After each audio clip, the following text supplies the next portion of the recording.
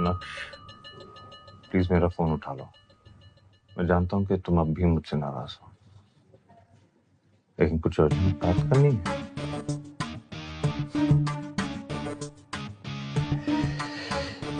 कमाल है,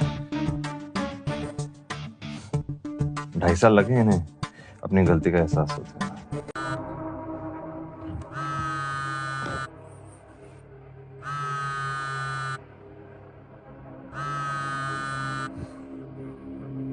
हेलो।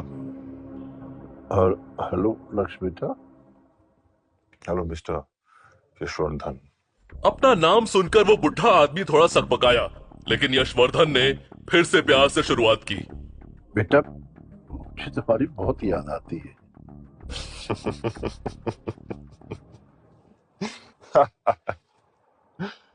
वो क्या है ना मिस्टर यशवर्धन, आपकी बात की दाद दे क्योंकि आपको 2.5 साल लग गए मेरा हालचाल पूछने के लिए। अब ख्याल है आपको मेरा? बेटा इन 2.5 सालों में एक एक दिन एक एक रात मैंने कैसे गुजारी ये मैं ही जानता हूँ। मैंने कैसे अपने आप को संभाला है मैं बता नहीं सकता हूँ बेटा। शायद मैं यही डिजर्व करता था। जो कुछ भी मैंने किया या मैंने अपनी आंखों के सामने होने दिया, शायद ये उसी का नतीजा है। बेटा मैं तेरी तस्वीर देखकर रोता रहता हूँ और अपने आप को पूछता रहता हूँ कि मेरी आंखों के सामने ये अन्याय कैसे होता रहा। वैसे मार्केट में क्या खबर फैली है ये मैं जानता हूँ। लोग तो तरह तरह की बातें बनाते रहते हैं। इस बार उनकी आवाज में चिंता साफ सुनाई पड़ रही थी। बेटा मैंने काम की बात करने के लिए फोन नहीं किया, बस मुझे तेरी आवाज सुननी थी। मैं जानता हूँ तेरा दिल कितना बड़ा है। चाहे कितनी भी बड़ी गलती क्यों ना हो, तू अपने मन में बैर रखने वाला नहीं है। कुछ लोग ना अच्छे दिल वालों को बेवकूफ समझने की गलती कर देते हैं। और आप ठहरे यशवर्धन भानुशाली, आप तो ऐसी कभी गलती कर ही नहीं सकते। क्यों, सही कह रहा हूँ? ये सुनकर यशवर्धन समझ गए थे कि उनका काम इतनी आसानी से नहीं पूरा होगा। आप लोगों ने जो कुछ भी मेरे साथ किया उसे माफ करके मैं आगे बढ़ चुका हूँ, लेकिन जो कुछ भी आप लोगों ने मेरे साथ किया उसे मैं कभी भुला नहीं सकता।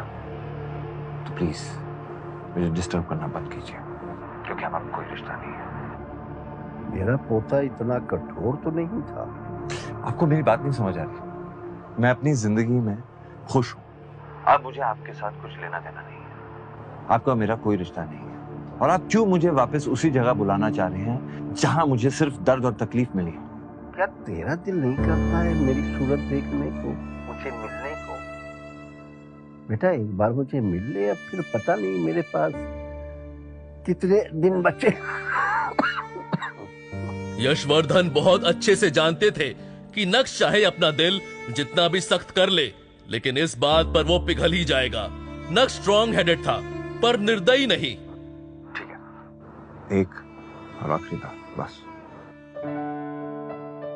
थैंक यू बेटा, थैंक यू। मैं तेरी सारी फेवरेट डिशेस बनवा के रखूंगा, जो भी तुझे पसंद है। मैं घर नहीं आ रहा हूं, बाहर मिलेंगे आपके ऑफिस में, बिना किसी तामझाम के। हाँ हाँ ठीक है ठीक है। तो कल मिलते हैं, मैं अपनी गाड़ी तुम्हें लेने के लिए भेज दूंगा। उसकी भी कोई जरूरत नहीं, क्योंकि मुझे पता है कि भानुशाली ग्रुप ऑफ इंडस्ट्रीज का ऑफिस कहाँ है। मैं पहुंच जाऊंगा। बीते 2.5 सालों में कभी भी यशवर्धन ने नक्श से कांटेक्ट नहीं किया था। 2.5 सालों से नक्श भानुशाली ग्रुप से भी बाहर था। तो अब जब भानुशाली ग्रुप डूब रहा है तो यशवर्धन को नक्श की याद क्यों आ रही थी? ये सोच सोचकर नक्श और भी ज्यादा कंफ्यूज हो रहा था। तुरंत ही नक्श ने अपना लैपटॉप बाहर निकाला और इंटरनेट की हेल्प लेते हुए भानुशाली ग्रुप में चल रहे हलचल जानने की कोशिश की। ऐसे तो नक्श के हाथ में भानुशाली ग्रुप को लेकर कुछ हाथ नहीं आया, लेकिन उसके हाथ में ऐसा कुछ आ गया जिसे देखने के बाद नक्श की आंखों की चमक 4 गुना बढ़ गई थी। सच है?